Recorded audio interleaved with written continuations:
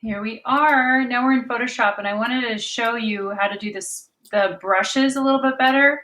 Um, so this is it looks like with the little brushes on it, and that's without. So I have it on its own layer. So I'm just going to make a new layer to show you how to do it again.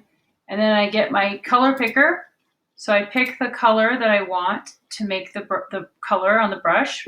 Then I take the brush, and then over here, see in Photoshop, I've uploaded Kyle's spatter brushes. These were free, so I'm not sure if this is available in your special effects brushes. If you download Photoshop, if not, I can tell you how to get these, but it's really cool. So check this out. So I'm just gonna see how big this is. Let me see. See how that looks cool? It's like it looks like a real painting. I love it. So cool. Oh, and now it's doing something weird. It's freezing up a little. Here's, let me do another color. Let me try this next color. It's a little teal. And then I'm gonna try this dark blue. Maybe I'll go pink. That could be cool. And then bring that down. Kind of nice. And then if I want, I can go a little bit bigger. Is this a bigger one or a smaller one? I can't tell. Let me see.